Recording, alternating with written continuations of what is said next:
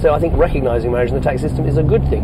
But if we're not stopping if there... I'm next door to someone who happens to be married and I'm not, and we're on the same income, when will we think, well, why has she or he got that extra money and I haven't? I'm struggling just as much, maybe harder, because I haven't got someone to help bring up the kids. Well, it is a choice, yes. Some people don't agree with it.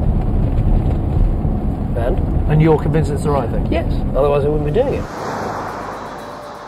For years, the Tories' Achilles heel has been the National Health Service.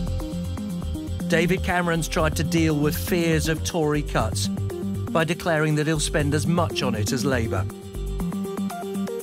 Dr. David Nicholl, a neurologist at Birmingham City Hospital, wants to know how and whether the Tory leader will stop the growing involvement of private companies.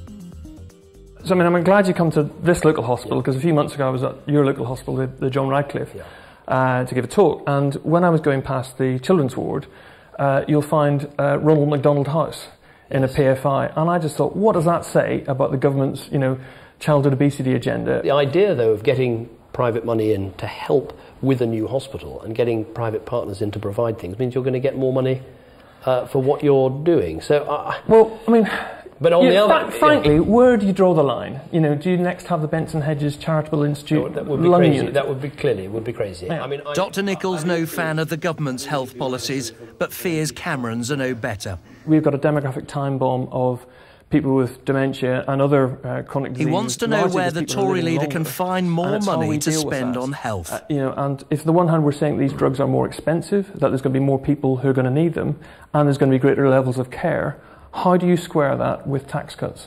Well, I think that the NHS, as I've said, is within spending should be the priority area that gets more than inflation each year. I've said that. I think that because the population is ageing, because drugs are getting more expensive, all those reasons, health is the priority within spending. There's no doubt about that. But we've got to have a competitive economy to keep generating the revenues to pay for it. And that's why I want to keep tax rates low. Absolutely. Well, if we're going to go beyond inflation, then the money's got to come from somewhere. The question is, how do we get better value for the money that we put in? More money has gone in. Both parties are committed to putting more in. I think the real question now is, how do we make the system work better? OK, I agree with that, but if it's a case of we're going to fund beyond inflation with a worsening economy, something else in the government's portfolio has got to be dropped. So what's going to be dropped? Well, there are, as I've said, I think that health is one of the priority areas, and there are other areas where I would like to, I think the government wastes a lot of money. Such as? Well, national identity cards, regional assemblies, regional development agencies, the NHS computer. I've spoken to everyone from the President Royal Cause Physicians to my dad's GP, and everyone has said the same thing, that get clinicians running it. I don't necessarily mean doctors, but people used to seeing patients, not someone from Tesco's, to actually run the service. I think you're better at summarising Conservative health policy than I am, and I think that is pretty close to what we're saying. But what is Dr. Nicholl thinking? We'll find out once the Conservative leader's made his last stop. An organic cafe, restaurant and shop, owned and run by Tracy Fletcher, a green activist who's put her money where her mouth is.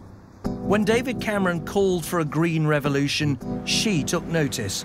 Now she fears his famous trip to the Arctic was just a stunt, and that he's afraid to pursue his green rhetoric. I would not argue that the Conservative Party has become yet the Green Party of British politics, but there's a big move's taken place, and the move is in the right direction, and we just need to keep it going and make sure that we take everyone with us. And I think we're getting there. But I wouldn't say it's all done. Behind you there. Yes, because I think, look, to start with, I suspect they all thought I was a bit mad, really. What's he doing going off to the Arctic and talking about global warming? Now, at every local election, my local councillors are fighting under the slogan of Vote Blue, Go Green, and they're all boasting about their recycling record and their clean street. It's leadership. That's what was required, was for a Conservative to stand up and say, look, this matters.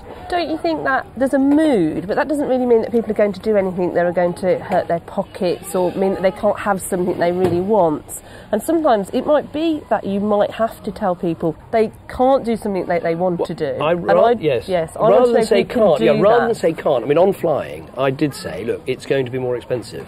And there was a huge outcry, some of the newspapers and whatever. But it is going to be more expensive, and I think people will respect you if you tell it like it is. I don't think that means you can't. I don't believe in banning people on the whole from doing things. I don't think that is the right way. But saying that something like flying, which has an environmental impact, will cost more money, yes, we should say that. I have said that. But there are signs that the Tories are backing away from tough environmental policies. So can Tracy trust his green credentials? We try to do a lot of our food organic and local produce. Right. David Cameron insists that he isn't ducking the hard choices. There is, though, still not much detail in his plans. Oh no, what's wrong? This despite the fact that the father of 3 young children appears now to be on course to be our next Prime Minister. How much do you think about you and your family being in 10 Downing Street and what that does to a family? I mean, I've thought about it. I don't think about it a lot. I think about how to get there. I do think possible. It's inside. I think it is possible to be a good father and a good husband and a good party leader and Prime Minister. I think it is possible. It must be possible. Otherwise, there's something wrong with the system. And in that sense, do you admire Tony Blair because he pulled that off? Yes, he clearly managed, to keep everything together, and that is important. So did Margaret Thatcher. People wonder what drives you. And they think, with a young family of a disabled child as well, what makes you want to do that? Because it's going to create its own problems for you and your family. Yeah, I'm a very simple person in the end. I mean, I passionately love my country. I think it's a great place. I would like to do my bit to make it even better. And I believe in public service, in getting involved, in doing what you can. And I've got this fantastic opportunity. Promising change is obviously far simpler than delivering it.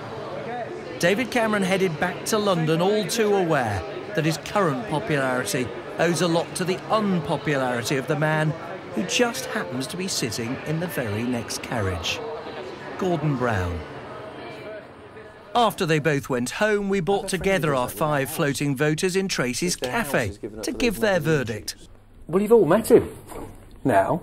You've had the chance to ask him the questions. I wonder what you made of it. Indy, you met him first. What did you think? Very charming, as expected, very polished. Impressed with what he had to say, but I still feel he didn't deliver on detail, and I'm actually more confused now than I was a few weeks ago. It could be on TV, it could possibly be in the movies, He's got that presence about him, but is he believable? Dennis? I thought he was very amiable, but he did circumvent and prevaricate on some of the questions, but I still think he actually believes in his convictions. I think he's genuine. You've asked him, he tells you, he says he means it. There's not a lot more you can do to check whether he's going to do it until he's in office, if he ever is in office. So you've got to kind of make a judgment. You've got to punt. Well, not yet. That goes down to the detail. And that absolutely goes down, so when on the one hand someone is promising increasing spending, but tax cuts, I find that very difficult to, square, basically. So what about his toughest inquisitor, Geraldine? Has she overcome her doubts? Would you argue in his favour over a cup of tea at work or in a pub? Because that's always the test, isn't it? If somebody's rude about him, will you say, no, he's all right, actually? I would actually say that. I would actually say, I've actually met him and he was very personable and he's got a lot of good ideas, and if what he says is the truth, then I would be tempted, I can't believe I'm saying this actually, I would actually be tempted to vote for him. So Cameron won over his toughest inquisitor. What about the man who agreed with him most? After meeting him, I feel that he doesn't really understand the majority of the UK. We've had genuine experience. I don't see that from him. He went to Eton, he went to Oxford. Has he worked in a cafe as a waiter? Has he held down a job during the week just to pay the fees? I mean, these are real issues for real people.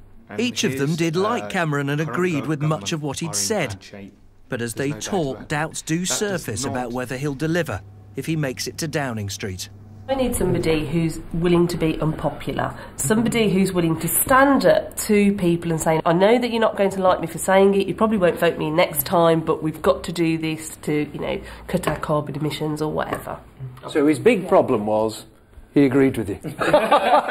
Our undecided voters aren't quite ready to be won over. Not yet, at least. Nick Robinson with the floating voters of Birmingham there. In 1994, Panorama took the then leader of the opposition to Southampton with similar results.